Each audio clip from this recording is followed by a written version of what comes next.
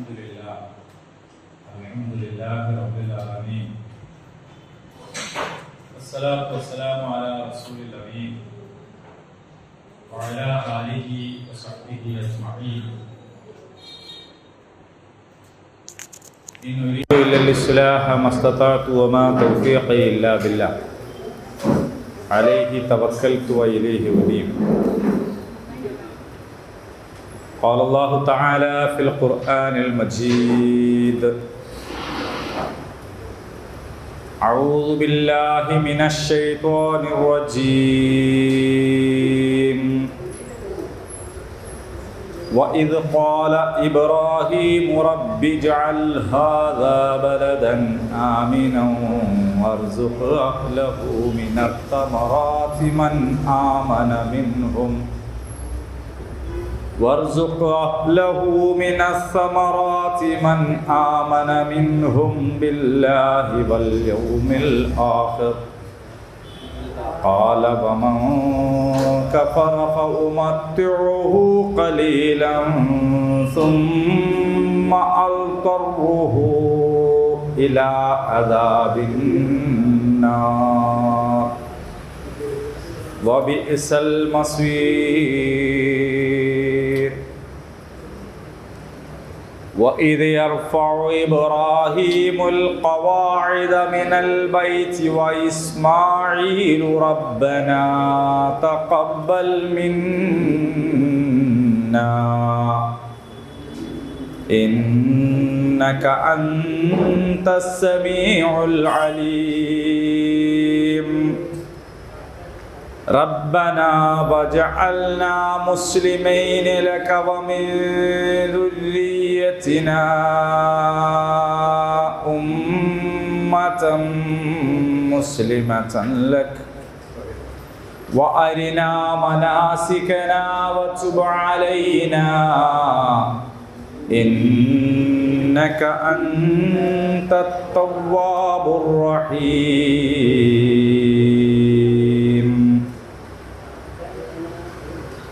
സൂറത്തുൽ ബഖറ 125 വരെ നമ്മൾ മനസ്സിലാക്കി കഴിഞ്ഞു. ഇനിയുള്ളത് 126 മുതൽ ഉള്ള ആയത്തുകളാണ്.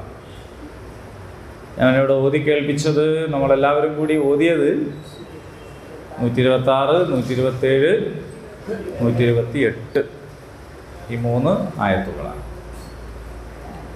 കഴിഞ്ഞ ആയത്തിൽ നമ്മൾ പഠിച്ചത് ഓർക്കുക, കഅബയെ നാം ജനങ്ങളുടെ മഹാസംഗമസ്ഥാനമാക്കി, നിർഭയമായ സങ്കേതവും. ഇബ്രാഹിം നിന്നു പ്രാർത്ഥിച്ച ഇടം നിങ്ങൾ നമസ്കാര സ്ഥലമാക്കുക. തവാഫ് ചെയ്യുന്നവർക്കും ഇഅ്തികാഫ് ഇരിക്കുന്നവർക്കും തലകുനിച്ചും സാഷ്ടാംഗം പ്രണമിച്ചും പ്രാർത്ഥിക്കുന്നവർക്കുമായി എൻ്റെ ഭവനം വൃത്തിയാക്കി വെക്കണമെന്ന് ഇബ്രാഹിമിനോടും ഇസ്മായിലിനോടും നാം കൽപ്പിച്ചു. ഇനി നമ്മൾ അടുത്തതിലേക്ക് പോകാം അല്ലേ? സലാം റഹ്മത്തുള്ളാഹി വബറകാതുഹു. ഓക്കെ, എന്തൊക്കെയാണ് പറയുന്നത് നോക്കാം. 126 വഇദ് ഖാല, പറഞ്ഞ സന്ദർഭം. ഇബ്രാഹിം പറഞ്ഞ സന്ദർഭം. റബ്ബി, എൻ്റെ രക്ഷിതാവേ, എൻ്റെ റബ്ബേ. അപ്പോൾ അങ്ങനെ വരുമ്പോൾ പിന്നെ അതിനർത്ഥം പറയാം ഇബ്രാഹിം പ്രാർത്ഥിച്ച സന്ദർഭം എന്നാണ്. ഖാല എന്ന് പറഞ്ഞാൽ പറഞ്ഞു എന്നും പ്രാർത്ഥിച്ചു എന്നും കൽപ്പിച്ചു എന്നും ഒക്കെ അർത്ഥമുണ്ട്. ആരോട് പറയുന്നു എന്നതിനനുസരിച്ചാണ് പറയലാണോ കൽപ്പിക്കലാണോ പ്രാർത്ഥിക്കലാണോ എന്നൊക്കെ മനസ്സിലാവും. ഇജ്അൽ, ജഅല എന്ന് പറഞ്ഞാൽ ആക്കി. ഇജ്അൽ, ആക്കൂ, ആക്കൂ. അപ്പം അത് ദുആ ആകുമ്പോൾ ആക്കേണമേ, വിനയത്തോടുകൂടി. ഹാവ, ഇത് എന്താണ്? എന്താ വാക്ക്? അതാന്നല്ല.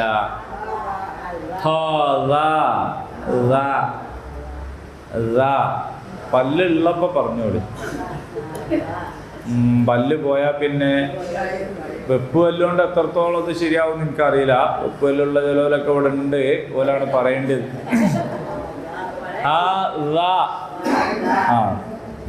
അപ്പോ പല്ലിന്റെ ഊനിൽ നിന്ന് പല്ല് തുടങ്ങുന്ന സ്ഥലത്താണ് നാവ് വെക്കുന്നതെങ്കിൽ ദാ.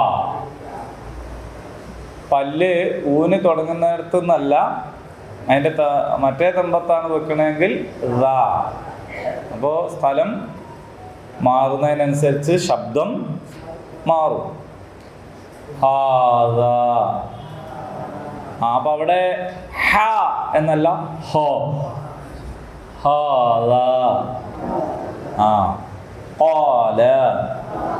കാല എന്നല്ല കോല. ചില ആൾക്കാർ രണ്ടും ഒരേപോലെ പറയും, എന്നിട്ട് ഒന്ന് ചിരിച്ചു കളയും.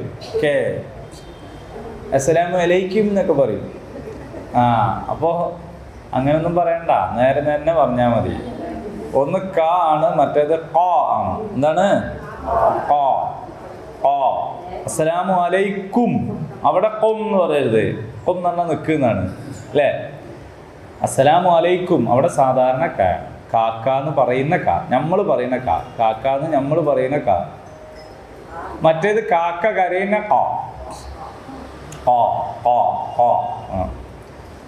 ഇത് ഞാൻ പറയുമ്പോൾ എല്ലാം പറയലുണ്ട്.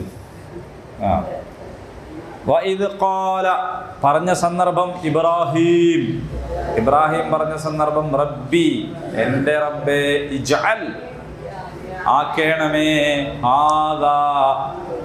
എന്തിനാണ് ആക്കേണ്ടത്? ഇതിനെ ആക്കേണമേ ബലദൻ ആമിന. ബലദുൻ എന്ന് പറഞ്ഞാൽ എന്താണ്? നാട്. ബലദ് നാടുകൾ എന്ന് പറഞ്ഞിട്ടുണ്ട് ചില സ്ഥലത്ത് അല്ലേ? ഓക്കെ. ബലദ് എന്ന് പറഞ്ഞാൽ നാട്. ആമിന. ആമിന എന്ന് പറഞ്ഞാൽ ഒരാളെ പേര് അല്ലേ? ആമിന, നബീസ, ഖദീജ, പാത്തുമ്മ, കൈച്ചുമ്മ എന്നൊക്കെ പറയില്ലേ? ആമീന. ഇവിടെ പറയുന്നത് ആമിന എന്നല്ല, ആമിനത്ത് എന്നല്ല. അപ്പൊ അതൊക്കെ നമ്മൾ ഓതുമ്പോ ശ്രദ്ധിക്കണം. ബലദൻ ആമിന എന്ന് പറയരുത്. ബലദൻ ആമിന എന്ന് നിർത്തരുത്. ആമിന നിർത്തുന്ന ആളുകളാണെങ്കിൽ അവിടെ എങ്ങനെ നിർത്തണം? ആമിന. ഒന്ന് അങ്ങനെ നിർത്താം. ഇജ്അൽ ഹാദാ ബലദൻ ആമിന. ഈ നാടിനെ നീ നിർഭയമായ നാടാക്കേണമേ. വർസുഖ്. റിസ്ഖ് എന്ന് പറഞ്ഞാൽ എന്താണ്? റിസ്ഖ്. റിസ്ഖ് അല്ലേ? റിസ്ഖ് കുറച്ച് റിസ്ക് ആണ് അല്ലേ? ഈ പുതിയ കാലത്ത് കുറച്ച് റിസ്ക് ആണ് റിസ്ഖ്. റസ്ക് വേറെ ഉണ്ട് കേട്ടോ.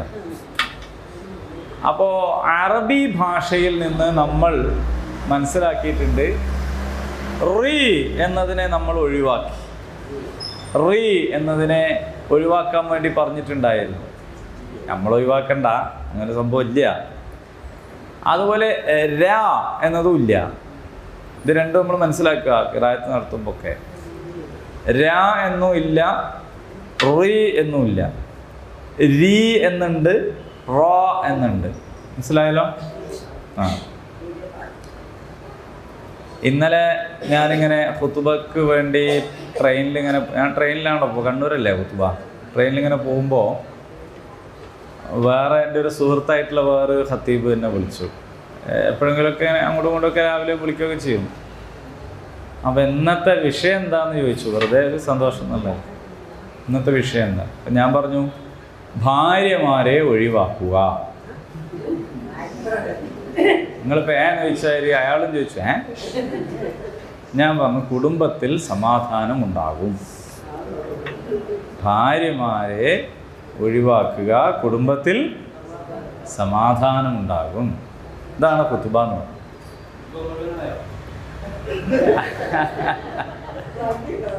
അപ്പോൾ ഖുതുബൊക്കെ നടത്തി, പിന്നെ അത് റെക്കോർഡൊക്കെ ചെയ്തു.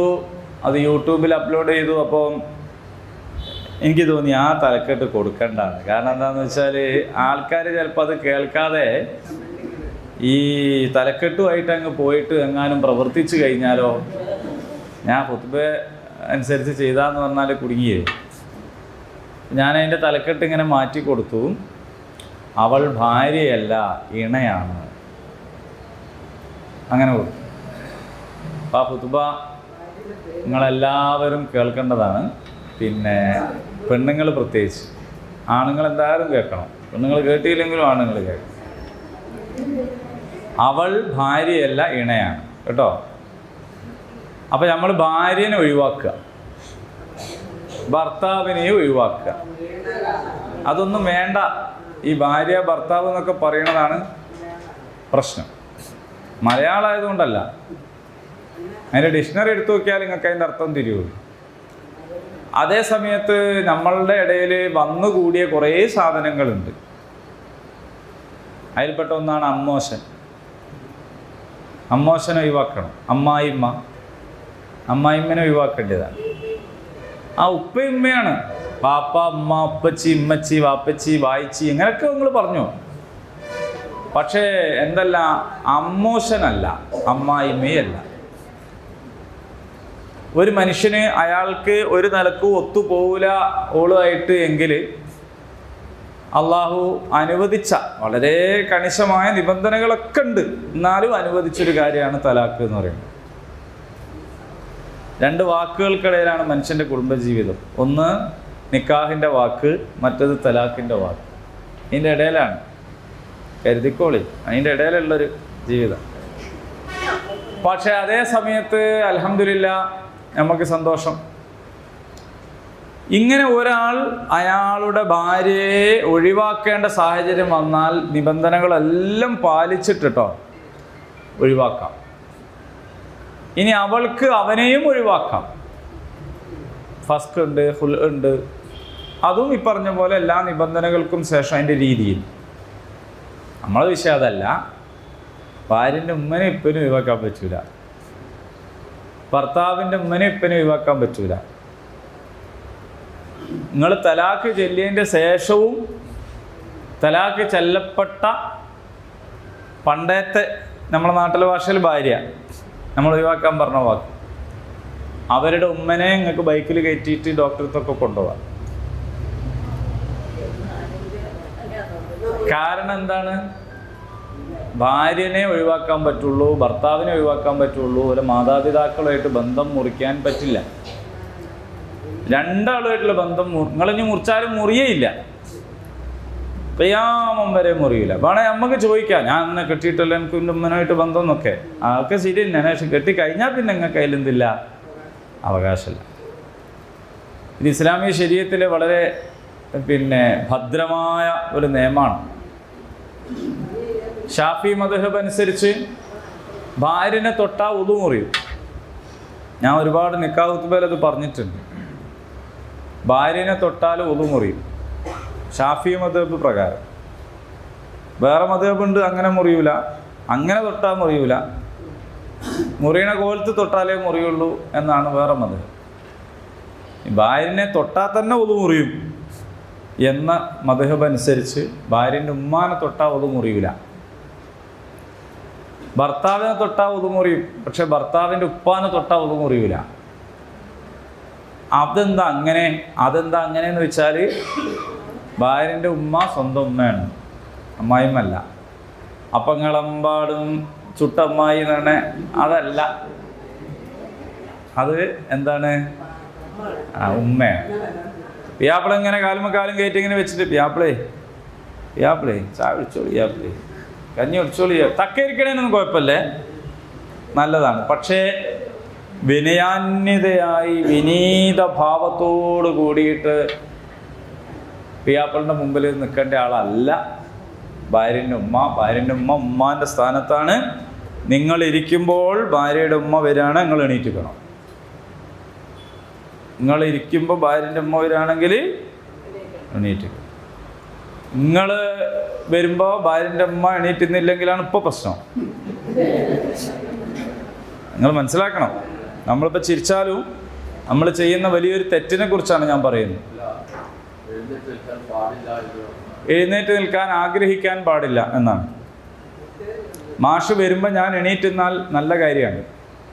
മാഷ് ആഗ്രഹിക്കരുത് ഞാൻ വരുമ്പോൾ അവൻ എണീറ്റിക്കണം. അത് രണ്ടും വ്യത്യാസം. നബി സല്ലല്ലാഹു അലൈഹി വസല്ലം സദസ്സിലേക്ക് വരുമ്പോൾ എല്ലാവരും എണീറ്റിക്കുമ്പോൾ റസൂൽ പറയും ഇരിക്കുന്നു, എണീക്കേണ്ട, ഞാൻ വരുമ്പോൾ എണീറ്റിക്കരുത്. റസൂലിന് പറയാം റസൂൽ വരുമ്പോൾ എണീറ്റിക്കരുത്. അതേ സമയത്ത് നമ്മുടെ നാട്ടിലെ ആദരവാണ് ഒരാളെ കണ്ടാൽ എഴുന്നേറ്റ് നിൽക്കുക എന്ന് പറയും. പ്രത്യേകിച്ച് വാപ്പൻ്റെ മുമ്പിൽ ഉമ്മൻ്റെ മുമ്പിലൊന്നും എന്താണ് ആദരവ് കാണിക്കാതിരിക്കരുത്. അതേ സമയത്ത് സാധാരണ ഇപ്പം ഞാനിങ്ങനെ വരുമ്പോൾ നിങ്ങളെല്ലാവരും എണീറ്റിക്കണമെന്ന് ഞാൻ ആഗ്രഹിക്കരുത്. എനിക്ക് നിങ്ങളെ വിലക്കുകയും ചെയ്യാം, എണീക്കരുത് എന്ന് പറയാം, ഇനി മേലാൽ എണീക്കരുത് എന്ന് പറയാം.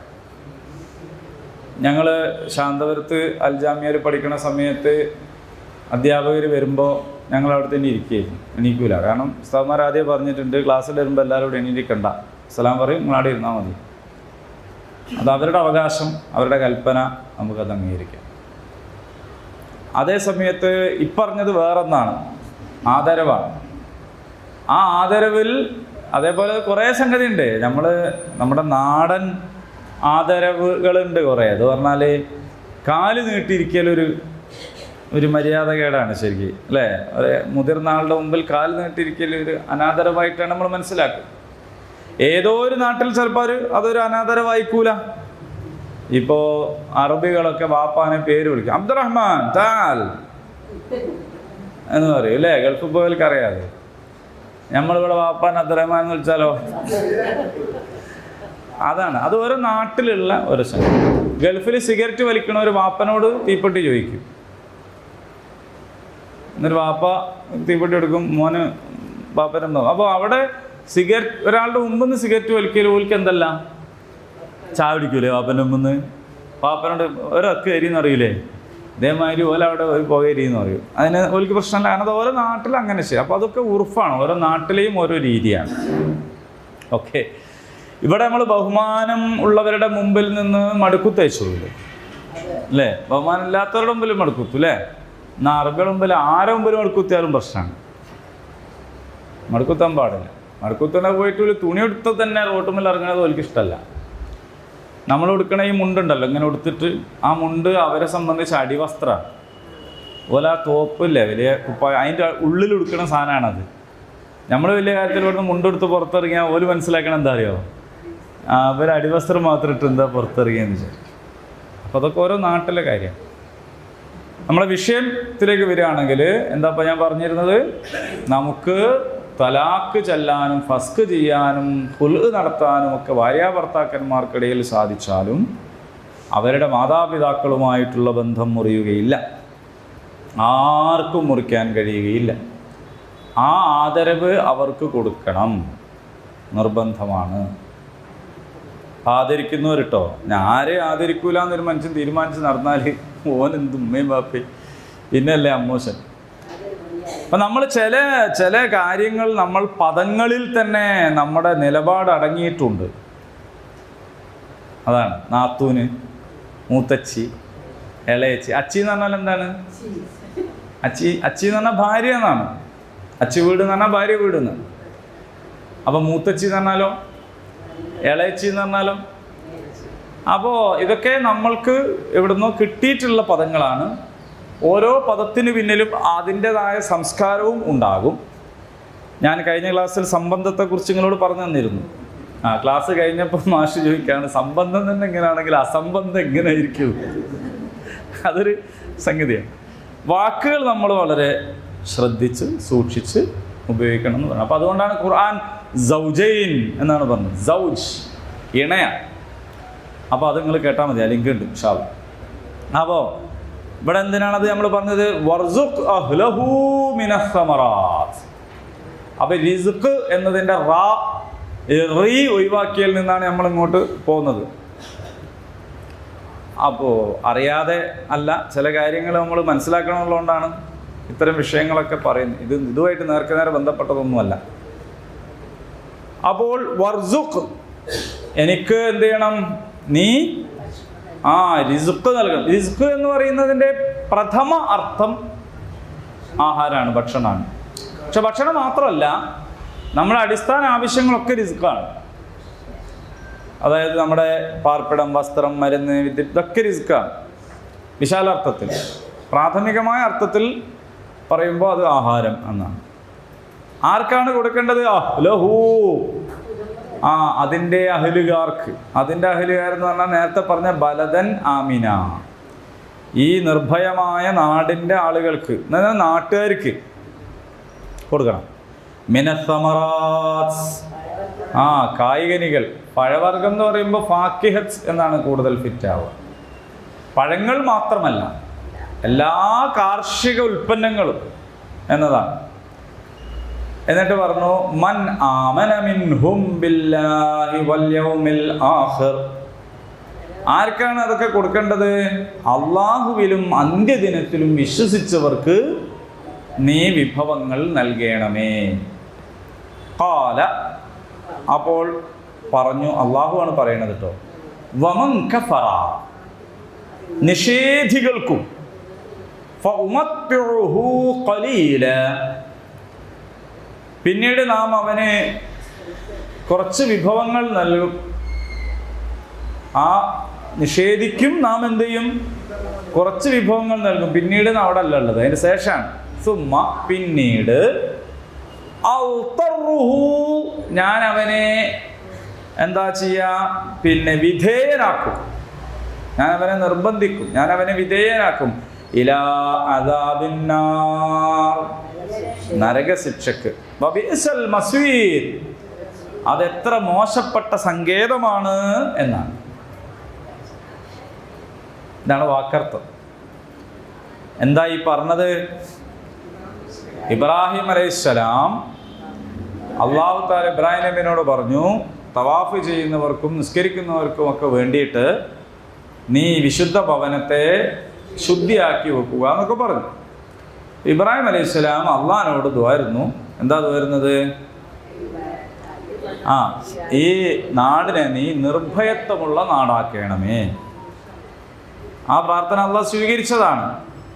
അത് അമ്നുള്ള ഒരു നാടാണ്. നമ്മൾ കഴിഞ്ഞ ആഴ്ചയും പറഞ്ഞിരുന്നു, സ്ത്രീകൾക്കൊക്കെ ഉള്ള അവിടുത്തെ സുരക്ഷ, അതൊക്കെ നമ്മൾ പറയുണ്ടായി.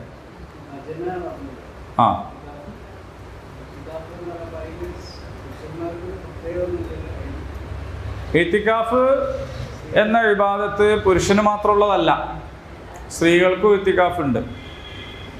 ഇത്തിക്കാഫ് എന്ന ഇബാദത്ത് പുരുഷന്മാർക്ക് മാത്രമല്ല, സ്ത്രീകൾക്കും ഉള്ളതാണ്. അത് എല്ലാറ്റിനും ബാധകല്ലേ. ഒരു ജനാപത്തുള്ള ആണുങ്ങൾക്ക് നിസ്കരിക്കാൻ പറ്റുമോ? പെണ്ണിന് മാത്രമുള്ള കേസൊന്നല്ലത്. വലിയ അശുദ്ധിയുള്ള ഒരു ആണിന് നിസ്കരിക്കാൻ പറ്റുമോ? വലിയ അശുദ്ധിയുള്ള അവസ്ഥയിൽ ആണിന് ഇത്തിക്കാഫ് ഇരിക്കാൻ പറ്റുമോ? ഇല്ല. നമ്മൾ ഈ അശുദ്ധി എന്നൊക്കെ പറയുന്നത് എന്തല്ല, ഒരു റിസർവ്ഡ് അല്ല.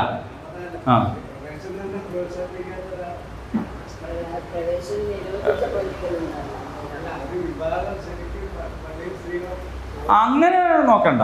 അത് ഇപ്പോൾ ദീനിയായ നിയമങ്ങൾ എന്താണ്, അതിന് വിരുദ്ധം പ്രവർത്തിക്കുന്നവരൊക്കെ നാട്ടിലുണ്ടാവൂലേ, ധാരാളം ഉണ്ടാവും. അത് ഒരു സംഗതിയുടെ പ്രമാണമല്ല, അടിസ്ഥാനം അതല്ല. പള്ളി തന്നെ കയറണ്ടാറിനാ പിന്നെ എന്ത് ഇത്തിക്കാഫ് അല്ലേ? അതാണ് മുഹമ്മദ് സയ്യിദ് ചോദിച്ചത്. അത് ശരിയാണ് നിങ്ങൾ പറഞ്ഞത്. പെണ്ണിന് പള്ളി തന്നെ കയറണ്ടാറിനാ പിന്നെ ഇത്തിക്കാഫ് ഇരിക്കാൻ പറ്റുമോ? ഇല്ല. അത് പക്ഷേ അള്ള പറഞ്ഞതല്ലല്ലോ. അള്ള പറഞ്ഞത് കയറാനാണല്ലോ, കയറുന്നവരെ തടയരുത് എന്നാണല്ലോ. നബി സല്ലല്ലാഹു അലൈഹി വസല്ലം പറഞ്ഞത് കയറുന്നവരെ തടയരുത്, പെണ്ണിനെ തടയരുത് എന്നാണ്. അതിനെ പിന്നെ വക്രീകരിച്ച് ഇന്നലെ കഴിഞ്ഞ ആഴ്ച ഞാൻ അതേപോലെ ഒരു വയത് കേട്ടു. പിന്നെ ഹറമിൽ ആണും പെണ്ണെല്ലാം കൂടി പോയാലാണല്ലോ തവാഫ് ചെയ്യാൻ പറ്റുള്ളൂ. അങ്ങനെ അവിടെ തവാഫ് ചെയ്ത് കഴിഞ്ഞപ്പോൾ നിസ്കരിക്കാനുള്ള നേരമായി. അപ്പോൾ അവിടുന്ന് ഗേറ്റിൻ്റെ അടുത്തേക്ക് ഇങ്ങനെ പോയിട്ടുണ്ടെങ്കിൽ അവിടുന്ന് ഇങ്ങോട്ട് ആളുകൾ വരുന്നു, വമ്പിച്ച തിരക്കായിരിക്കും. അപ്പോൾ ആണും പെണ്ണും കൂടി അവിടെ നിന്നും ഭയങ്കര തിരക്കിൽപ്പെട്ടു പോകുമെന്ന ഭയമുണ്ടായാൽ നിങ്ങൾക്ക് എന്ത് ചെയ്യാം? പെണ്ണുങ്ങൾക്ക് ഒരു സൈഡിലേക്ക് മാറി നിൽക്കാം.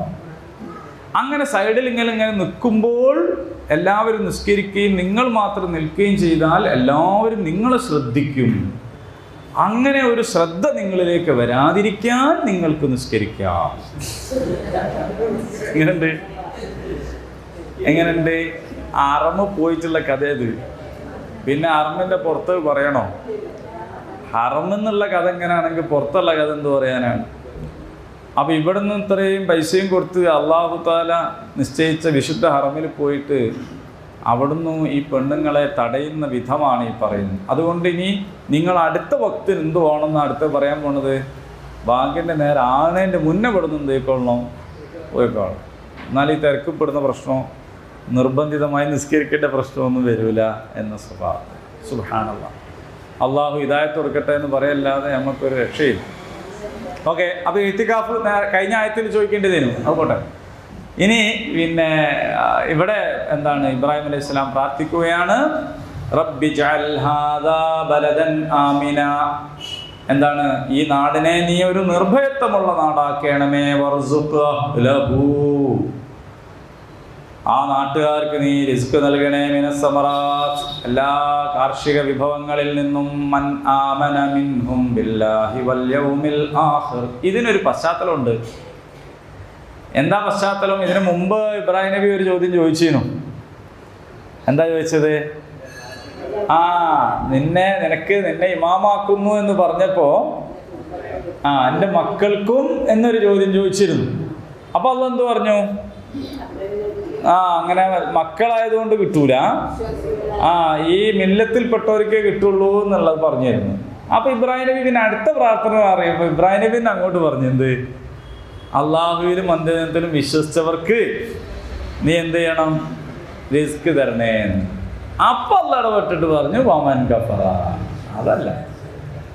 അതല്ല ഭൗതിക വിഭവത്തിന്റെ കാര്യത്തിൽ വമൻ കഫറ, അറിഞ്ഞൂടാത്തോനെന്ന് പോലുമല്ല, ജാഹിലിനെന്ന് പോലുമല്ല. വമൻ കഫറ, വിശ്വാസിയല്ലാത്ത, നിഷേധി എന്നാണല്ലോ കഫറ എന്ന് പറഞ്ഞു. നിഷേധിച്ചു, കാഫർ നിഷേധിച്ചു.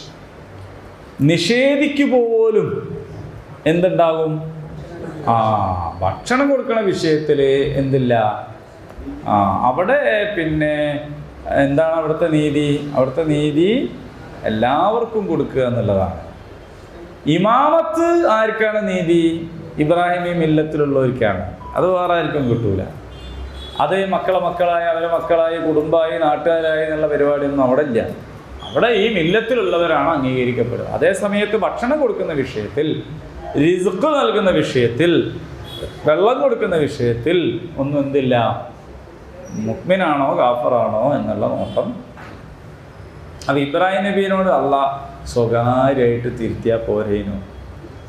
ഇബ്രാഹിം നബി പ്രാർത്ഥിച്ചപ്പോൾ പൊന്നാര ഖലീലെ ജിമ്മായിരുന്നു ചോദിക്കല്ല, അങ്ങനല്ല കേട്ടോ ചോദിക്കണ്ടേന്ന് പറഞ്ഞാൽ പോരേനോ? അങ്ങനെ തിരുത്തിയത് അള്ളാഹ് തന്നെ ഇവിടെ അത് ഉദ്ധരിക്കുന്നു. ലോകത്തെമ്പാടുമുള്ള മുഴുവൻ വിശ്വാസികളുടെയും മുമ്പിൽ അള്ളാഹുവിൻ്റെ ഖലീലിന് സംഭവിച്ച, അല്ലേ, അള്ളാഹുവിൻ്റെ ഖലീലാണ് ഇബ്രാഹിം അലൈഹിസ്സലാം. ആ പ്രാർത്ഥനയിലെ ഒരു സംഗതി, അതിനെ അള്ളാഹു തിരുത്തി പരസ്യപ്പെടുത്തി നമ്മളെ കൊണ്ടൊക്കെ ഓദിക്കുകയാണ്. അപ്പോൾ എന്തിനാണ്? അത് ഇബ്രാഹിം നബിനെ തിരുത്താനല്ല, ഇബ്രാഹിം നബി കഴിഞ്ഞു പോയില്ലേ, ഇബ്രാഹിം നബിനെ തിരുത്താനല്ല, നമ്മളെ തിരുത്താനാണ്. എന്നാലും നമ്മൾ ചോദിക്കൂല, എന്നാലും ഒരിക്കൽ ഇപ്പോൾ ഇങ്ങനെ അതിനാണ് അങ്ങനെ ഓല് ബല്, നമ്മളാ കൂട്ടർ ഓലാ കൂട്ടർ, ഇതൊന്നും ഭക്ഷണം, വസ്ത്രം, മരുന്ന്, വിദ്യാഭ്യാസം, പാർപ്പിടം, ദുനിയാവിലെ വിഭവങ്ങൾ കൊടുക്കുന്നിടത്ത് ആവശ്യക്കാരൻ്റെ ആവശ്യം പൂർത്തീകരിക്കല്ലാതെ ജാതി മതം, ജാതി മതം സംഘടന നോക്കിയിട്ടാണ് അപ്പോൾ കൊടുക്കണമെന്ന് പറയുന്നത്. അപ്പോൾ പിന്നെ എന്ത് ജാതി മതമല്ലേ, അത്ര പ്രശ്നമാണ്. അങ്ങനെ ഉണ്ടാവരുത്. കാഫിറാണെങ്കിൽ പോലും എന്ത് ചെയ്തോളണം? ഇത് ഇസ്ലാമിൻ്റെ ഒരു അടിസ്ഥാന കാര്യമാണ്. അതുകൊണ്ടാണ് ഖുർആനിൽ ഖലീലുല്ലാഹി ഇബ്രാഹിം അലൈഹി സ്വലാമിൻ്റെ പ്രാർത്ഥനയെ പോലും തിരുത്തിയിട്ട് നമുക്ക് പറഞ്ഞു തരുന്നത്. അത് ഇബ്രാഹിം അലൈഹി സ്വലാമിക്ക് തെറ്റുപറ്റി എന്ന് പറയാനല്ല ഇത് പഠിപ്പിക്കുന്നത്, നമുക്ക് തെറ്റ് പറ്റാണ്ടിരിക്കാൻ വേണ്ടിയിട്ടാണ്. അപ്പം ഇത് രണ്ടും ഇവിടെ കൊടുത്തതിനാണ്, നിന്നെ ജനങ്ങളുടെ നായകനാക്കി, ജനങ്ങൾക്ക് മാതൃകയാക്കി എന്ന് പറഞ്ഞെടുത്ത് അത് മക്കൾക്ക് കിട്ടൂല. നമ്മൾ ഇബ്രാഹിം നബിൻ്റെ ആൾക്കാരാണ്, പാരമ്പര്യമാണ്, ഞങ്ങൾ ആ കുടുംബമാണ്, ഇതാണ്, ആ കബീലയാണ്, അതിനോടൊന്നും കാര്യമില്ല. നിങ്ങൾ ആ മില്ലത്തിൽ പെട്ടാലേ കിട്ടുള്ളൂ, ആ മാർഗം സ്വീകരിച്ചാലേ കിട്ടുള്ളൂ. എന്നാൽ അതേ സമയത്ത് ഇവിടെ അന്നം കൊടുക്കുന്നിടത്ത്, ഭൗതിക വിഭവങ്ങൾ കൊടുക്കുന്നിടത്ത് അങ്ങനെ ജാതി, മത, ദേശ, വർഗ, ഭാഷ, വംശ പരിഗണനകളൊന്നും ഇല്ല, എല്ലാവർക്കും കൊടുക്കും. പിന്നെ അള്ള ചെയ്യണ കാര്യം അള്ള പറയാണ്, മത്താഴ് എന്ന് പറഞ്ഞാൽ നിങ്ങൾ കേട്ടിട്ടുണ്ടാവും അല്ലേ? മത്താഴ്, നാം അവന് വിഭവം നൽകും. ഖലീല, കുറച്ച് കുറച്ച് എന്ന് പറഞ്ഞാൽ എന്താ അർത്ഥം? കാഫറിന് ഇത്തിരി കൊടുക്കൂ, മുസ്ലിമിന് കുറേ കൊടുക്കും, അങ്ങനല്ല. ഖലീൽ എന്ന് പറഞ്ഞാൽ ചെറുത്. എന്തിനപേക്ഷിച്ചാണ് ഇത് ചെറുതാവുന്നതെന്നറിയോ? പരലോക വിഭവത്തെ അപേക്ഷിച്ചാണ്. ദുനിയാവിൽ ഇപ്പോൾ നമ്മളെ എം എ യൂസുഫ് അലി സാഹിബിന് കിട്ടിയത് പോലും ഖലീൽ, എന്താണ്? ഇത്തിരി. പിന്നെ നമ്മളാരും പറയണം. അപ്പൊ ദുനിയാവ് എന്ന് പറയുന്നത് നിങ്ങൾക്ക് അപ്പാടെ കിട്ടിയാലും എന്താണ്? ഖലീൽ, ഇത്തിരി. അങ്ങനെയാണ് പഠിപ്പിച്ചിട്ടുള്ളത്. സ്വർഗത്തിൽ ഒരു ചാട്ടവാറ് വെക്കാൻ ഉള്ള സ്ഥലം കിട്ടിയാൽ ഈ ലോകവും അതിലുള്ള സകലതും കിട്ടുന്നതിനേക്കാൾ അതാണ് മെച്ചം. ഒരു ചാട്ടവാറ് എന്ന് പറഞ്ഞാൽ ഒരു നേരിയൊരു പടി, ഒരു വയറും കഷ്ണമല്ലേ അല്ലേ? അത് അവർ ഒട്ടകത്ത് കളിക്കുന്നവർക്ക് പറഞ്ഞാൽ അവയെ മനസ്സിലാവും. അതിത്തിരി പോകുന്നൊരു സ്ഥലം. ഇത്രയാണ് സ്വർഗത്ത് കിട്ടുന്നുള്ളൂ, ഹെക്ടർ കണക്കിനൊന്നും കിട്ടുന്നില്ല. എന്നാൽ പോലും ഇവിടെ ഉള്ള മൊത്തം വലിയ ലാൻഡ് ലോഡർ ആകുന്നതിനേക്കാളും അല്ലേ, ഭൂസ്വത്ത് കിട്ടുന്നതിനേക്കാളും ഫാക്ടറികൾ കിട്ടുന്നതിനേക്കാളും എല്ലാം കിട്ടുന്നതിനേക്കാളും അതാണ്. അപ്പം ഈ കിട്ടുന്ന ദുനിയാവിലെ എല്ലാ വിഭവങ്ങളും കൂടി കൂട്ടിയാലും അതെന്താണ്? ഖലീൽ. അപ്പം ദുനിയാവിലെ വിഭവത്തിനെയാണ് ഇവിടെ സൂചിപ്പിക്കുന്നത്.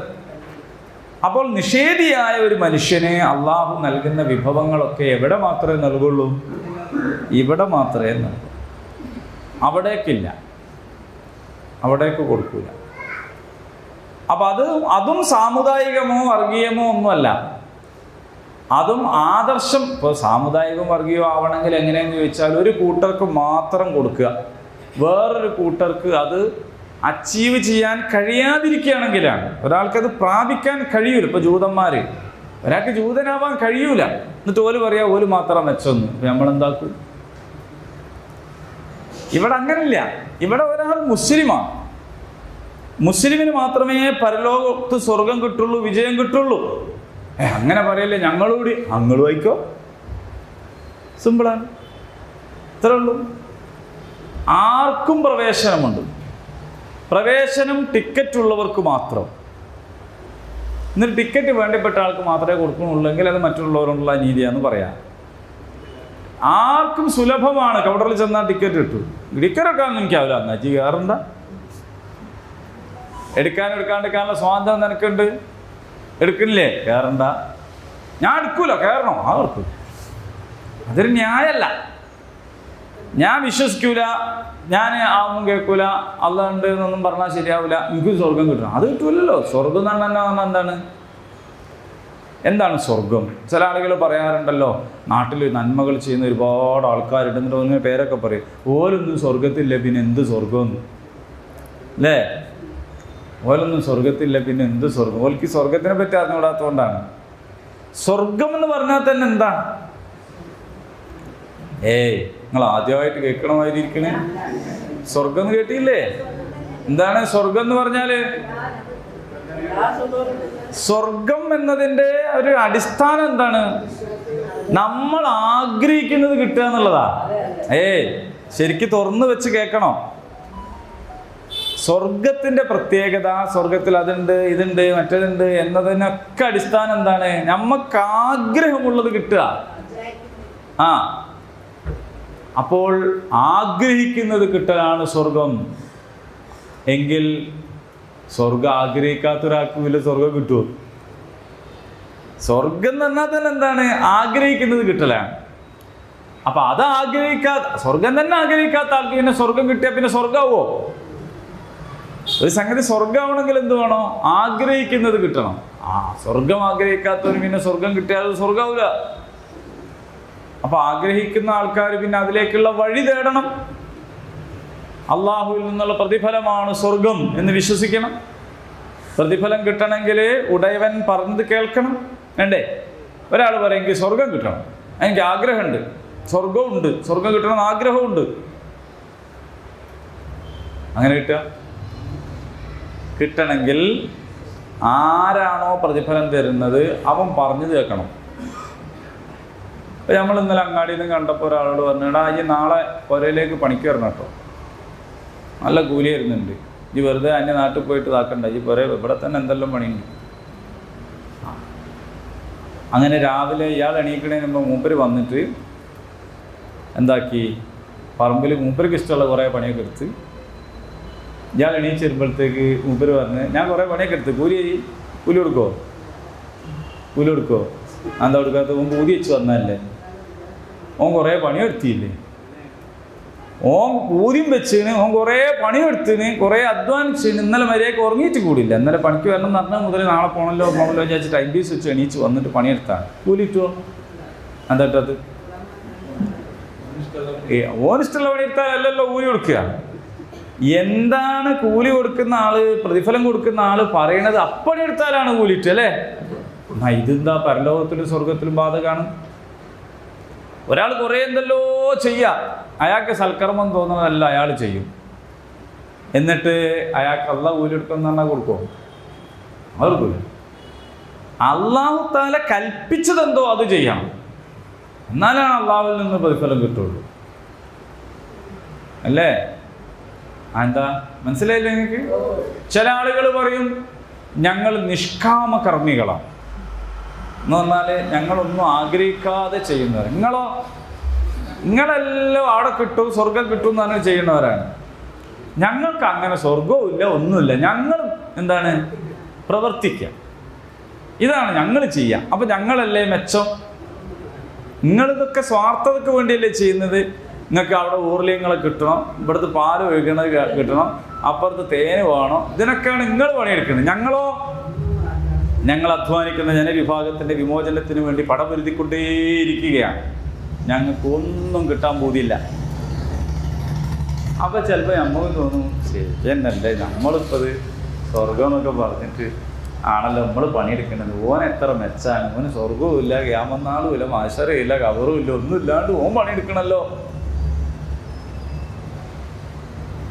നിങ്ങളോട് പലരും ഇത് പറഞ്ഞിട്ടുണ്ടാവും ഇതിൻ്റെ മുമ്പേ. എന്നാൽ യഥാർത്ഥത്തിൽ എന്താ കഥ? നമ്മൾ ചിലതൊക്കെ പറഞ്ഞത് കേട്ടിട്ട് മിണ്ടാതിക്കണോണ്ടാണ്. നമ്മൾ ആലോചിക്കണ്ടേ? അള്ളാഹ് ചോദിച്ചില്ലേ അഫലാ തഅഖിലൂൻ, നിങ്ങൾ ചിന്തിക്കുന്നില്ലേ മനുഷ്യന്മാരെ എന്നല്ലേ? നിങ്ങൾ ആലോചിച്ച് നോക്കൂ, രണ്ട് മനുഷ്യന്മാർ,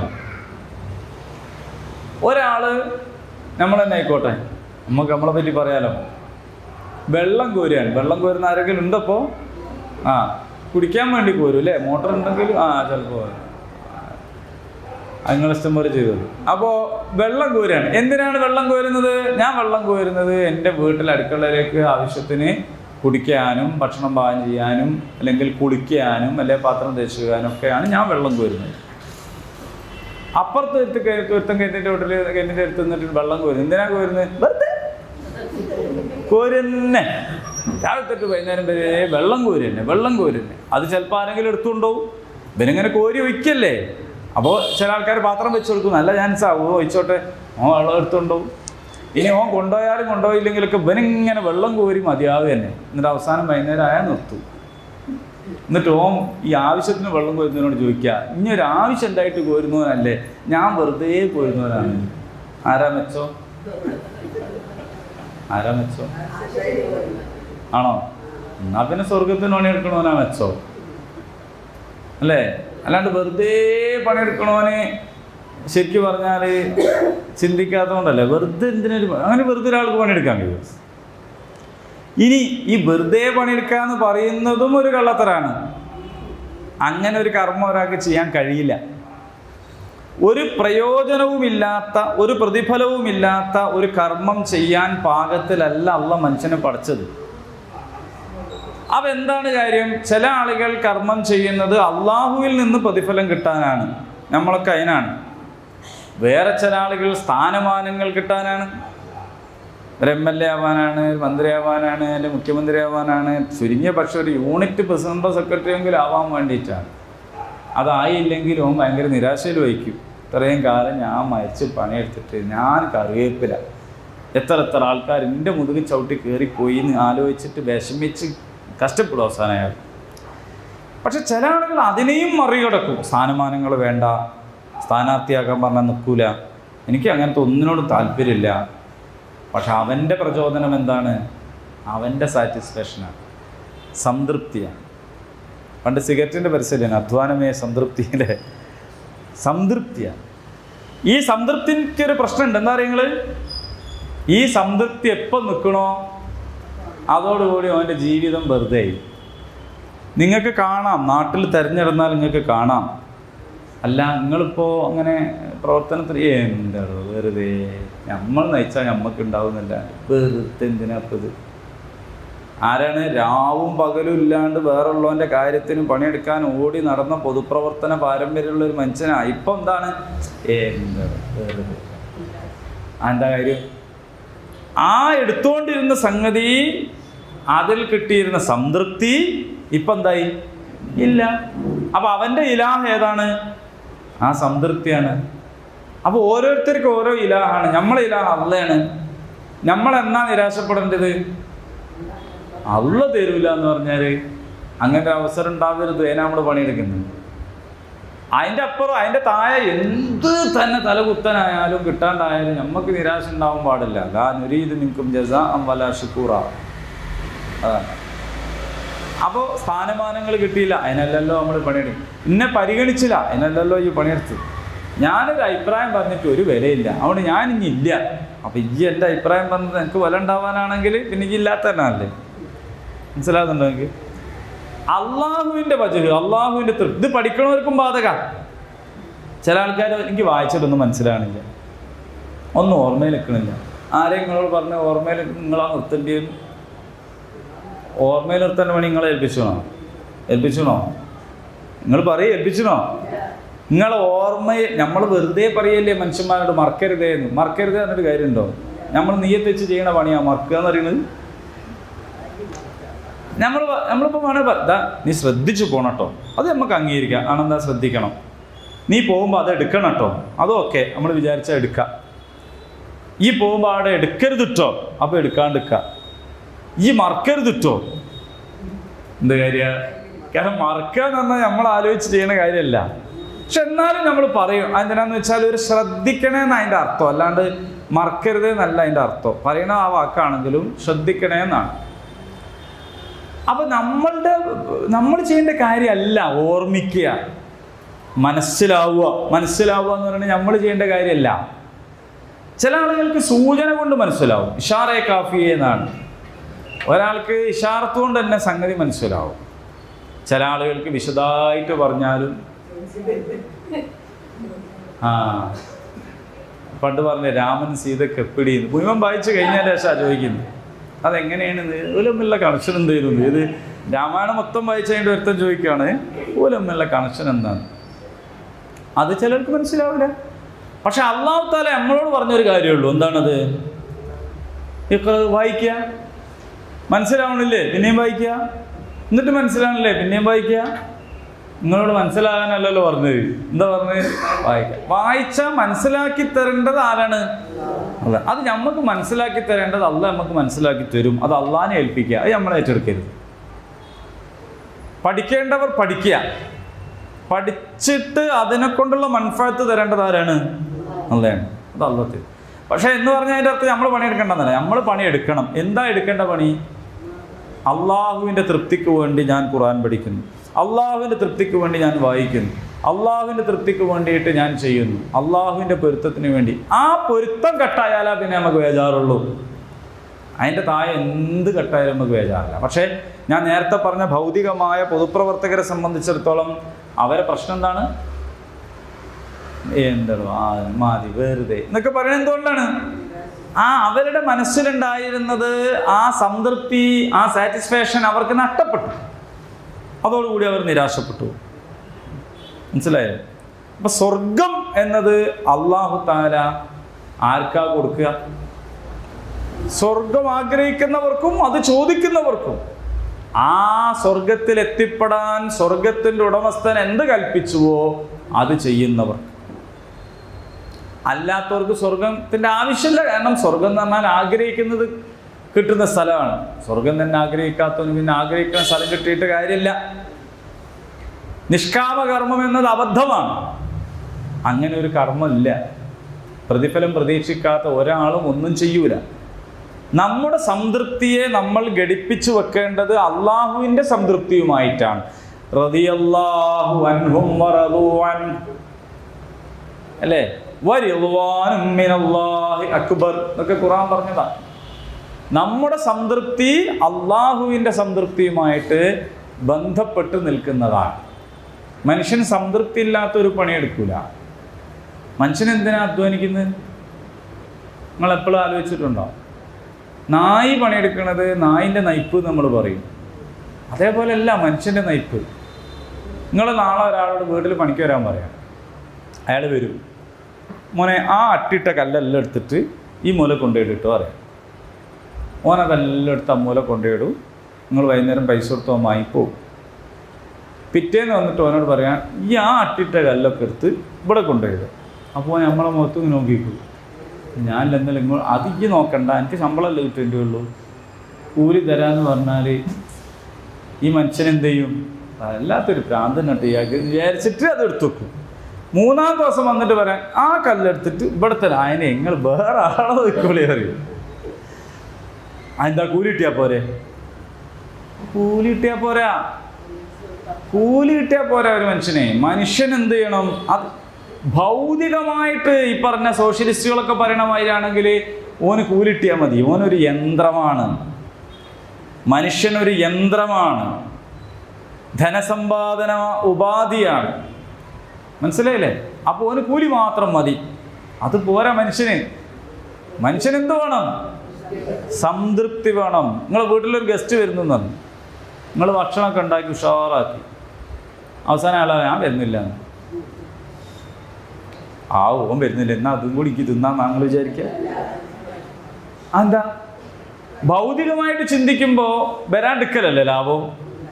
കാരണം അവൻ വരുന്നെന്നുള്ള വകയിൽ കുറേ സാധനമൊക്കെ വാങ്ങുകയും ചെയ്ത് നമുക്കൊരു ഹര ഇനി രാത്രിയും വെക്കണ്ട, നാളെ രാവിലത്തേക്കും കൂടി ഉള്ളതുണ്ടാവും, അന്നേരം വെക്കണ്ട. അപ്പോഴല്ല നമുക്ക് സംതൃപ്തി. എന്താ സംതൃപ്തി? അയാൾ വന്നിട്ട് അയാൾ നല്ലോണം കഴിച്ച് കുറച്ചുകൂടി ഇട്ടുള്ള വരുമ്പോൾ അലേശം അത് കുറച്ചുകൂടി തരീന്ന് പറഞ്ഞ്. ചില ആൾക്കാർ കൃത്രിമമായിട്ട് പറയും അങ്ങനെ. എങ്ങനെ? ഉഷാറായിട്ടുണ്ട്. അങ്ങനെ പോയി പറഞ്ഞു കുടുങ്ങിയ ഒരാളെ കഥ ഞാൻ പറഞ്ഞില്ല. ഒരാൾ ഇങ്ങനെ പോയി, അപ്പോൾ അവിടെ ഭക്ഷണമെല്ലാം ഉണ്ട്, റെഡിയിൽ ഒക്കെ ഉണ്ട്. അങ്ങനെ ഇയാൾ ഒരു നല്ലത് പറയണല്ലോ, ഈ പറയണത് ഉള്ളതെന്ന് വിശ്വസിപ്പിക്കാൻ വേണ്ടിയിട്ട് അയാൾ എന്ത് പറഞ്ഞറിയാം? ആ ചിക്കൻ കറി ഉണ്ടല്ലോ അത് ഗംഭീരമാണ് പറഞ്ഞു. നോക്കുമ്പോൾ അത് പീടിയിൽ നിന്ന് വാങ്ങിയിരുന്നു. മറ്റേത് 10 പെള്ള് പാവം ഉണ്ടാക്കിയതാണ്. ഇങ്ങനെ കൊടുക്കുന്നവരൊക്കെ ഉണ്ട്. അതൊരു തമാശേൻ്റെ ഇടയിൽ പറഞ്ഞെന്നുള്ളൂ. അപ്പോൾ അതായത് നമുക്ക് സംതൃപ്തി എങ്ങനെ ഉണ്ടാവുക? അത് വേറെ തന്നെ ഒരു സാധനമാണ് അല്ലേ? ആ സംതൃപ്തിയെ അള്ളാഹുവിൻ്റെ തൃപ്തിയുമായിട്ട് ഘടിപ്പിച്ചു വെച്ചാൽ റളിയല്ലാഹു അൻഹും വറദൂ അൻ, നമുക്ക് അള്ളാഹിനെ കുറിച്ചും തൃപ്തിയായി, അള്ളാഹ്ക്ക് നമ്മളെക്കുറിച്ചും തൃപ്തിയായി. ഇவ்விധം അള്ളാഹുമായിട്ട് ബന്ധം ചേർത്ത് വെച്ച് ഇബ്രാഹിമി മില്ലത്തിൽപ്പെട്ട് റസൂലുള്ളാഹിനെ മാതൃകയാക്കി അള്ളാഹുവിനെ മാത്രം ഇബാദത്ത് ചെയ്ത് ജീവിക്കുന്ന ആളുകൾക്കുള്ള വിഭവം എത്രയാണ്? ഖാലിദീന ഫീഹാ അബദ, നിന്നു പോകൂല. ഖാലിദീന ഫീഹ എന്ന് പറഞ്ഞാൽ തന്നെ അവരതിൽ നിത്യവാസികളാണ് എന്നാണ്. അബദ എന്ന് പറയുന്നതോടുകൂടി പിന്നെ പിന്നെ അതിനൊരു പരിധി ഇല്ല എന്നാണ്. മടുപ്പില്ല എന്നുള്ളതാണ് സ്വർഗത്തിൻ്റെ വേറൊരു പ്രത്യേകത. ദുനിയാവിൻ്റെ ഒരു പ്രത്യേകത എന്ന് പറഞ്ഞത് മടുപ്പുണ്ട്. ദുനിയാവിൽ മടുപ്പൂടി ഇല്ല. നിങ്ങൾ ആലോചിച്ച് നോക്കി എന്തേലും കഥ. അത് അല്ലാഹു തആല അറിഞ്ഞു ചെയ്തതാ. മടുപ്പും കൂടി ഇല്ലെങ്കിൽ മടുപ്പ് ഉണ്ടായിട്ട് തന്നെ ഉള്ളവൻ്റെ ആക്രാന്തം എത്രയാണ് അല്ലേ? പക്ഷെ സ്വർഗത്തിൽ അങ്ങനെയല്ല. സ്വർഗത്തിൽ മടുപ്പിൽ. അവിടെ ഷോപ്പിംഗ് ഉണ്ട് സ്വർഗത്തിൽ. പക്ഷെ ഇവിടുത്തെ ഷോപ്പിംഗ് എങ്ങനെയാണെന്ന് വെച്ചാൽ, ഷോപ്പിംഗ് കഴിഞ്ഞ് വന്നാൽ പിന്നെ നമുക്ക് വേറെ ഒന്നിനും കഴിയൂല. ഭക്ഷണം കൂടി വാങ്ങി വരില്ല എന്നല്ലേ, കാരണം ഇവിടെ വന്നിട്ട് ഉണ്ടാക്കുക എന്ന് പറഞ്ഞു അല്ലേ? അതേ സമയത്ത് സ്വർഗത്തിലെ ഷോപ്പിംഗ് എങ്ങനെയാണ്? പോയി വന്നാൽ ആദ്യത്തെ കാടി ഉഷാറാവും, പിന്നെ അങ്ങാടി പോയാൽ പിന്നെ ഉഷാറാവും. ഇങ്ങനെയാണ് അവിടുത്തെ അവസ്ഥ. ഇതാണ് സ്വർഗീയമായ സുഖം. ഇതിന് അറ്റമില്ല. പക്ഷെ ആ അറ്റമില്ലാത്തതിന് വർഗീയതയില്ല, സാമുദായികതയില്ല, വംശീയതയില്ല. എന്തുകൊണ്ടില്ല? ഇത് നമ്മൾ ശരിക്കും മനസ്സിലാക്കി വെക്കണം. എന്തുകൊണ്ടില്ല? ഈ മാർഗത്തിൽ ആർക്കും പ്രവേശിക്കാം. ഒരാളെ നിർബന്ധിക്കൂല, ആർക്കും പ്രവേശിക്കാം. ഈ മാർഗത്തിലേക്ക് ഏത് വിഭാഗത്തിൽ നിന്നും കുടുംബത്തിൽ നിന്നും കൂടാം. അപ്പോൾ പ്രശ്നമില്ല. അപ്പോൾ നിങ്ങൾ മനസ്സിലാക്കുക, ഭൗതിക വിഭവങ്ങൾ നൽകുന്നിടത്ത്, അത് വിനിമയം ചെയ്യുന്നിടത്ത് ഒരു വീൽ ചെയർ ഒരാൾക്ക് കൊടുത്ത് സഹായിക്കുകയാണ്. ഓൻ്റെ വിശ്വാസം ഏതാണെന്ന് നോക്കേണ്ട കാര്യമില്ല. കാരണം അതെന്താണ്? ഈ ദുനിയാവിലുള്ള സഹായമാണ്. ഒരുത്തിന് രക്തം കൊടുക്കുകയാണ് നമ്മൾ. ഓൻ്റെ മതം ഏതാ, ജാതി ഏതാന്ന് നോക്കേണ്ടിയില്ല. ഇല്ല എന്നല്ല, നോക്കാൻ പാടില്ല. രക്തം വേണ്ടവൻ രക്തം കൊടുക്കുകയാണ്. അതേ സമയത്ത് പരലോകം ബന്ധപ്പെട്ട് കിടക്കുന്നത് ആരുമായിട്ടാണ്? വിശ്വാസികളുമായി മാത്രമാണ്. അപ്പോൾ ദുനിയാവാകുന്ന മൊത്തം വിഭവത്തെയും ഖലീൽ എന്നാണ് പറയുക, കുറച്ച് എന്നാണ് പറയുക. പിന്നീട് പിന്നീട് നാം അവരെ എന്ത് ചെയ്തു കളയും? നരകത്തിലേക്ക്, നരകശിക്ഷയ്ക്ക് വേണ്ടി അവനെ വിധേയമാക്കും. അതെത്ര മോശപ്പെട്ട ഒരു സ്ഥലമാണ് എന്നാണ്. ഇനി വഇദ് യർഫഉ ഇബ്രാഹീമുൽ ഖവാഇദ മിനൽ ബൈത്ത് വഇസ്മാഈൽ റബ്ബനാ തഖബ്ബൽ മിന്നാ. ഇബ്രാഹിം ആ ഭവനത്തിൻ്റെ അടിത്തറകളെ കെട്ടിപ്പൊക്കുന്ന സന്ദർഭം, ഇസ്മായിലും, അതായത് ഇബ്രാഹിം അലൈഹിസ്സലാമും ഇസ്മായിൽ അലൈഹിസ്സലാമും ആ ബൈത്തിൻ്റെ, കഅബയുടെ അടിത്തറ കെട്ടിപ്പൊക്കുക എന്ന് പറഞ്ഞാൽ അടിത്തറ ആദ്യം അവിടെ ഉണ്ട് എന്നൊരർത്ഥമുണ്ട്. ഇന്ന അവ്വല ബൈത്തിൻ വുദിഅ ലിന്നാസ്, ജനങ്ങൾക്ക് വേണ്ടി ഒന്നാമതായി ഉണ്ടാക്കിയ ഭവനമാണ് കഅബ. അപ്പോൾ അത് ഇബ്രാഹിം നബി ആദ്യമായിട്ട് ഉണ്ടാക്കിയതല്ല, ആദ്യം അവിടെ ഉണ്ട്. അത് പിന്നീട് എന്ത് ചെയ്തതാണ്? അടിത്തറ കെട്ടിപ്പൊക്കിയതാണ്. അങ്ങനെ കെട്ടിപ്പൊക്കുന്ന സന്ദർഭം അവർ എന്ത് ചെയ്തു? റബ്ബനാ, ഞങ്ങളുടെ നാഥ, തഖബ്ബൽ മിന്നാ, ഞങ്ങളിൽ നിന്ന് നീ ഇത് സ്വീകരിക്കണേ. ഇന്നക, നിശ്ചയമായും നീയാണ്, അൻത, വീണ്ടും ഒന്നുകൂടി ഉറപ്പിച്ചു പറയാണ്, നീ തന്നെയാണ്, അസ്സമീഉൽ അലീം. അസ്സമീഉ, എല്ലാം കേൾക്കുന്നവനാണ്. അൽ അലീം, എല്ലാം അറിയുന്നവനാണ്. സാമിഉ എന്ന് പറഞ്ഞാൽ തന്നെ കേൾക്കുന്നവൻ എന്നാണ്. പക്ഷേ അസ്സമീഉ എന്ന് പറയുമ്പോൾ അല്ലാഹു തആല പ്രത്യേകമായിട്ട് കേൾക്കുന്നതിനെ കുറിച്ചാണ് പറയുന്നത്. ഞാൻ പറയണത് ഇപ്പം നിങ്ങൾ കേൾക്കുന്നുണ്ടോ? ഉണ്ടോ? ഉണ്ട്, ഉണ്ട്. എന്താ അതിൻ്റെ അർത്ഥം? കേൾക്കുന്നുണ്ട് എന്ന് മാത്രമല്ല അതിൻ്റെ അർത്ഥം. അത് മാത്രമല്ല, കേൾവിയായിട്ട് മാത്രം ബന്ധപ്പെടുത്തിയിട്ട് ഞാൻ പറയാം. ഞാനിപ്പോൾ പറയുന്നത് നിങ്ങൾ കേൾക്കുന്നത് എന്തുകൊണ്ടാണെന്നറിയോ? നിങ്ങൾ ചുറ്റുപാടുള്ള പലതും കേൾക്കാത്തത് കൊണ്ടാണ്. മനസ്സിലായില്ലേ? തല ഇങ്ങനെ കൊടുത്താൽ മതി. ഈ ചുറ്റുപാടും നടക്കുന്ന പലതരം ഒച്ചകൾ നിങ്ങൾ കേൾക്കാത്തത് കൊണ്ടാണ് ഞാൻ പറയുന്നത് നിങ്ങൾ കേൾക്കും. ഇപ്പോൾ പെരുമഴ ഇടിയാണെങ്കിൽ ഞാൻ ഈ പറയുന്നത് പോലെ നിങ്ങൾ കേൾക്കുമോ? എന്താ? ആ ഒച്ചപ്പാടെല്ലാം കൂടി കേൾക്കുമ്പോൾ ഈ ഒച്ചപ്പാട് കേൾക്കൂല. അപ്പോൾ ഒരു കാര്യം നമ്മൾ കേൾക്കുന്നു എന്ന് പറഞ്ഞാൽ അതിൻ്റെ അർത്ഥം നമ്മൾ പലതും കേൾക്കുന്നില്ല എന്നാണ്. പലതും കേൾക്കാത്തത് കൊണ്ടാണ് ചിലത് കേൾക്കുന്നത് എന്നാണ്. മനസ്സിലാവുന്നുണ്ടോ? അള്ളാഹിനെ സംബന്ധിച്ച് ചിലത് കേൾക്കാഞ്ഞാലല്ല വേറുള്ളത് കേൾക്കുക, അള്ളാഹ് എല്ലാം കേൾക്കും. മനസ്സിലായോ? എല്ലാം കേൾക്കും. 40 ലക്ഷം ഹാജിമാർ അറഫയെന്നും ദ്വാരക്കുകയാണ്, വ്യത്യസ്തമായ കാര്യങ്ങൾ. ഒരുത്തൻ്റെ കഴിഞ്ഞിട്ടെടുത്ത് എന്നുള്ളതല്ല. അല്ലാഹു തആലയുടെ കേൾവി എങ്ങനെയാണ്? എല്ലാം കേൾക്കും, ഒരേ സമയത്ത് എല്ലാം. അതാണ് അസ്സമീഉ എന്ന് പറഞ്ഞാൽ. നമ്മളെ കേൾവി എങ്ങനെയാണ്? നമ്മളെ കേൾവി എങ്ങനെയാണെന്ന് വെച്ചാൽ വേറെ പലതും കേൾക്കാത്തതുകൊണ്ടാണ് നമ്മൾ ചിലത് കേൾക്കുന്നത്. നമ്മളെ കാഴ്ച അങ്ങനെ തന്നെയാണ്. നമ്മളെ കാഴ്ച, നമ്മളിപ്പോൾ ഒരാളെങ്ങനെ നോക്കുകയാണെങ്കിൽ ബേക്കിലുള്ളത് ബ്ലറായിട്ടാണ് കാണാം. നിങ്ങൾ എന്നെ ഫോക്കസ് ചെയ്താൽ ചുമര് ബ്ലറായത് അല്ലേ? ഒരു ജാതി ഇങ്ങനെ ഒരു അടയാളം മാത്രമല്ലേ കാണുള്ളൂ. അപ്പോൾ നമ്മൾ ഫോക്കസ്, നമ്മളെ കണ്ണ് ഒന്നിലേക്ക് ഫോക്കസ് അത് മാത്രം കാണുന്നു. ബേക്കിലേക്കാണെങ്കിൽ ഇവിടെ ഉള്ളത് മങ്ങിയിട്ടാണ് കാണുക. ചിലത് കാണാതിരിക്കുമ്പോഴാണ് നമ്മൾ ചിലത് കാണുക. പക്ഷേ അള്ളാഹുവിൻ്റെ കാഴ്ചയോ അള്ളാന്റെ കാഴ്ച എല്ലാറ്റിനെയും ഒരേപോലെ കാണാൻ പറ്റുന്നുണ്ട്. നിങ്ങൾക്ക് ഞാൻ പറയണതൊക്കെ മനസ്സിലാവുന്നുണ്ടെന്നാണ് ഞാൻ മനസ്സിലാക്കുന്നത്. ആര് മനസ്സിലാക്കുന്നതാണ് ശരി എന്നുള്ളത് ഇപ്പോൾ നമുക്ക് അറിയാൻ പറ്റില്ല. അപ്പൊ ഇവര് പ്രാർത്ഥിച്ചത് എന്താണ്? റബ്ബനാ തഖബ്ബൽ മിന്നാ, ഞങ്ങളിൽ നിന്ന് നീ ഇത് സ്വീകരിക്കണമേ എന്ന് പ്രാർത്ഥിച്ചു. ഇന്നക അൻത സമീഉൽ അലീം, നീ എല്ലാം കേൾക്കുന്നവനും എല്ലാം അറിയുന്നവനുമാണ്. മനസ്സിലായോ? അപ്പൊ നമ്മളൊരു അമല് ചെയ്തിട്ട് അല്ലാഹു തആല അങ്ങ് സ്വീകരിച്ചോളൂ എന്ന് വിചാരിക്കല്ല വേണ്ടത്. അല്ലാഹു തആല ഖബൂലാക്കാൻ വേണ്ടി നമ്മൾ എന്ത് ചെയ്യണം? പ്രാർത്ഥിക്കണം. അപ്പൊ അത് കഅബ ഉണ്ടാക്കുമ്പോൾ മാത്രല്ല, ഏത് അമലിനും അങ്ങനെയാണ്. ഇനി അടുത്ത പ്രാർത്ഥന, റബ്ബനാ വജഅൽനാ മുസ്ലിമൈന ലക്, ഞങ്ങളുടെ നാഥ ഞങ്ങളെ രണ്ടാളെയും മുസ്ലിങ്ങളാക്കണേ. വമിൻ ദുല്ലിയത്തിനാ ഉമ്മത്തൻ മുസ്ലിമത്തൻ ലക്, ഞങ്ങളുടെ മക്കളിൽ നിന്നും എന്താക്കണം? നിനക്ക് കീഴ്പ്പെടുന്ന ഒരു ഉമ്മത്തിനെ നീ ആക്കേണമേ. വ അരിന, ഞങ്ങൾക്ക് നീ കാണിച്ചു തരണമേ. മനാസികന, ഞങ്ങളുടെ ആരാധനാ രീതികളെ, കർമ്മങ്ങളെ. വതുബ് അലൈന, ഞങ്ങളുടെ പശ്ചാത്താപം സ്വീകരിക്കണേ. ഇന്നക അൻത തവ്വാബുർ റഹീം, നീ ഏറ്റവും കൂടുതൽ പശ്ചാത്താപം സ്വീകരിക്കുന്നവനും കരുണാനിധിയുമാകുന്നു.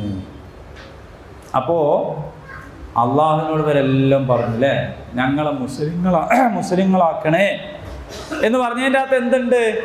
ഞങ്ങൾ ജന്മം കൊണ്ട് എന്തായിട്ടില്ല? മുസ്ലിമായിട്ടില്ല. ഞങ്ങൾ പിന്നെ പ്രാർത്ഥിക്കണ്ടല്ലോ. ജന്മം കൊണ്ട് ഇസ്മായിൽ നബി മുസ്ലിം ആയിട്ടില്ല, ഇബ്രാഹിം നബിയുടെ മോനാണെന്നുള്ളത് കൊണ്ട് മുസ്ലിം ആവണമെങ്കിൽ എന്ത് ചെയ്യണം? അള്ളാഹുവിന് കീഴ്പ്പെടണം. അള്ളാഹുവിന് കീഴ്പ്പെടുന്നവരാക്കണമേ.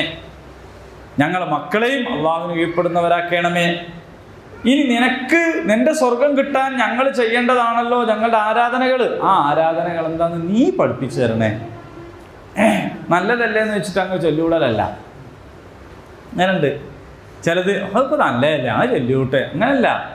ചെല്ലേണ്ട എന്താന്ന് ആര് പറഞ്ഞു തരണോ? അള്ളാഹു പറഞ്ഞു തരണം. ചെല്ലേണ്ട കോലം ആര് പറഞ്ഞു തരണോ? അള്ളാഹു പറഞ്ഞു തരണം. ചെല്ലേണ്ട രീതി ആര് പറഞ്ഞു തരണം? നേരെ ആര് പറഞ്ഞു തരണോ? അള്ളാഹു പറഞ്ഞു തരണം. അപ്പോൾ അള്ളാഹുവേ, ഈ മനാസിക് എന്ന് പറയുന്നത് സാങ്കേതികമായിട്ട് ഹജ്ജ് കർമ്മത്തെ സംബന്ധിച്ചാണ് പറയുക, ഹജ്ജിൻ്റെ അനുഷ്ഠാനങ്ങളെ സംബന്ധിച്ചാണ് പറയുന്നത്.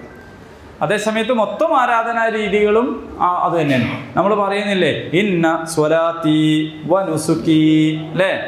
അപ്പോൾ എൻ്റെ എല്ലാ ആരാധനാ കർമ്മങ്ങളും നിനക്കാണ്. ആ ആരാധനാ കർമ്മങ്ങൾ നീ എന്ത് ചെയ്യണം?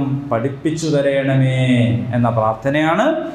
അപ്പോൾ നിങ്ങൾ എന്ത് ചെയ്യണമെന്ന് വെച്ചാൽ അടുത്ത ആഴ്ച വരുമ്പോഴേക്ക് ഈ പ്രാർത്ഥന ഒന്ന് പഠിച്ചു വരണം. നിങ്ങൾക്ക് അറിയണ പ്രാർത്ഥന ആണെങ്കിൽ ഒന്നുകൂടി ചൊല്ലി വന്നാൽ മതി കേട്ടോ. റബ്ബനാ തഖബ്ബൽ മിന്നാ ഇന്നക അൻത സമീഉൽ അലീം വതുബ് അലൈനാ ഇന്നക അൻത തവ്വാബുർ റഹീം എന്ന പ്രാർത്ഥന. ഇനി ബാക്കിയുള്ളത് ഇൻഷാ അല്ലാഹ് 129-ാമത്തെ ആയത്ത് മുതലാണ്. നമുക്കത് അള്ളാഹു തൗഫീഖ് ചെയ്താൽ അടുത്ത ആഴ്ച മുതൽ പഠിക്കാം. റഹ്മാനായ റബ്ബ് നമുക്ക് ഉപകാരപ്രദമായ വിജ്ഞാനത്തെ വർദ്ധിപ്പിച്ചു തരുമാറാകട്ടെ. റബ്ബനാ ആതിനാ ഫിദ്ദുനിയാ ഹസന വഫിൽ ആഖിറതി ഹസനത വഖിനാ അദാബന്നാർ. ആമീൻ. അൽഹംദുലില്ലാഹി റബ്ബിൽ ആലമീൻ.